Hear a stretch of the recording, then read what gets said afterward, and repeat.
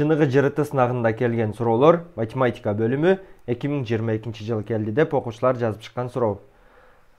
Анда бизге жогоруда bir фигура берилиптир. Анан биз эмнени салыштырыш керекпиз? Бул жерде мына bir квадрат берилген, 90 градус менен кичине квадрат. Ошол кичине квадраттын аянты менен, бул кичине квадратты мен мына сары менен белгилейин.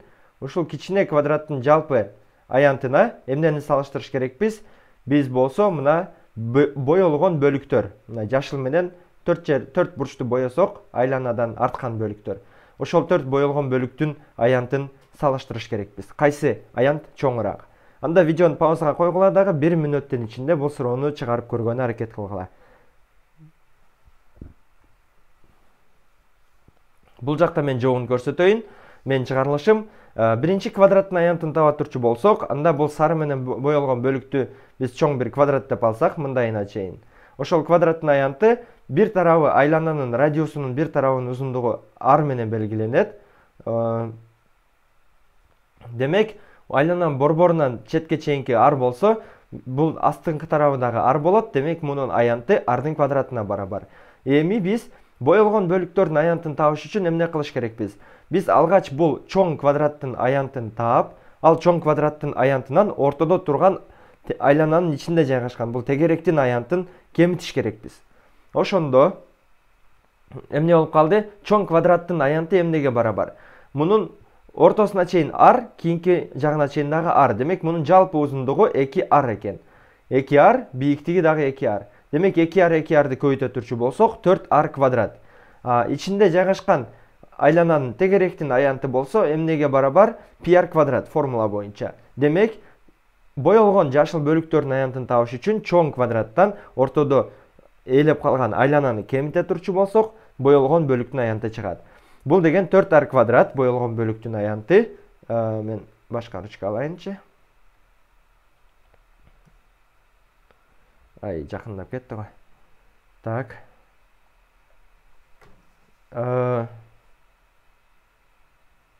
Сары ручканы алып өзүмө көрүнбөй калды.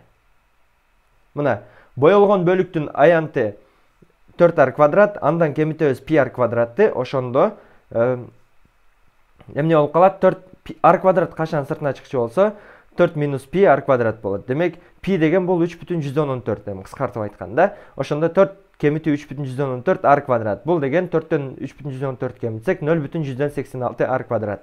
R квадрат чоңбу же 0,186 r квадрат чоңбу?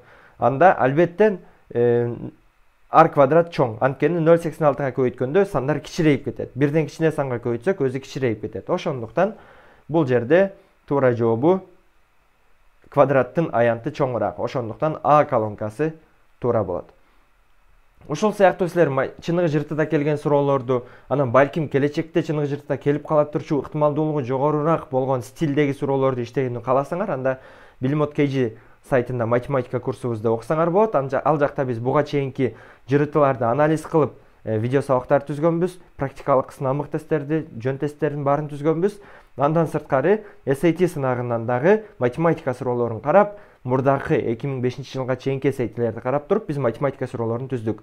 Анткени биздин учурдагы жырыты Американын 2005 жылга чейинки SAT деген сынагынан каралып түзүлөт. Ошого каралып бүт структурасы ошого багытталып түзүлгөн. Ошондуктан биз ал жактагы маалыматтарды дагы бүт изилдеп, суроолорду ошого жараша түзүп чыктык. Чыныгы жырытыга даярданганда силер чыныгы жырытыга жакын стилдеги суроолорду иштесеңер эң пайдалуу болот деп ишенебиз. Канчалык эрте даярданып баштасаңар, канчалык көп суроо иштесеңер, өзүңөргө ошончо жогорку балл алуу ыктымалдуулугуңар күчөйт. Андыктан биздин Bilimot KG сайтына катталып бекер баштапкы курстарды көрсөңөр болот.